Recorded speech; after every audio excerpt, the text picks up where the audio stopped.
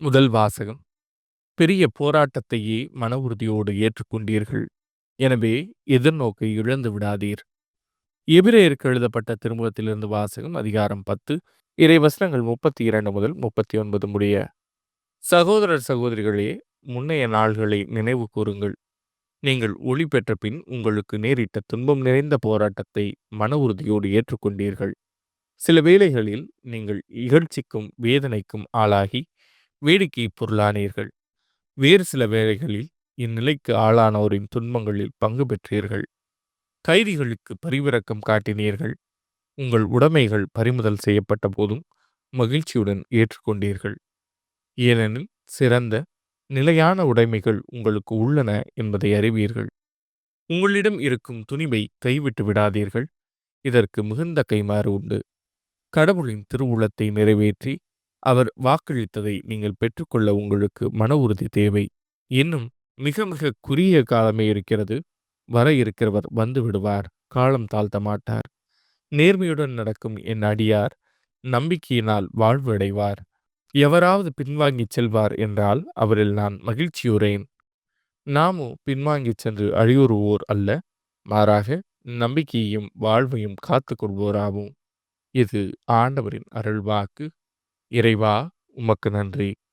பதிலுரை பாடல். ஆண்டவரிடமிருந்தே மீட்பு நேர்மையாளருக்கு வருகின்றது. ஆண்டவரை நம்பு, நலமானதை செய்.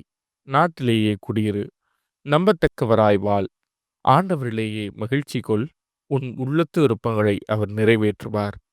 ஆண்டவரிடமிருந்தே மீட்பு நேர்மையாளருக்கு வருகின்றது. உன் வழியை ஆண்டவரிடம் ஒப்படைத்துவிடு. அவரையே நம்பியிரு. அவரே உன் சார்பில் செயலாற்றுவார். உன் நேர்மையை கதிரொளி போலும், உன் நாணயத்தை நண்பகல் போலும் அவர் விளங்கச் செய்வார். ஆண்டவரிடமிருந்தே மீட்பு நேர்மையாளருக்கு வருகின்றது. தாம் உவகை கொள்ளும் நடத்தையை கொண்ட மனிதரின் காலடிகளை ஆண்டவர் உறுதிப்படுத்துகின்றார். அவர்கள் விழுந்தாலும் வீழ்ந்து கிடக்க மாட்டார்கள்.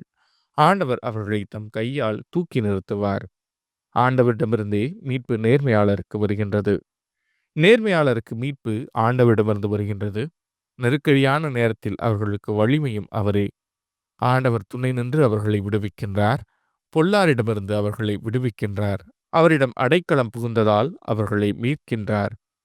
ஆண்டவரிடமிருந்தே மீட்பு நேர்மையாளருக்கு வருகின்றது. நற்செய்தி வாசகம். நிலத்தில் ஒருவர் விதைக்கிறார்.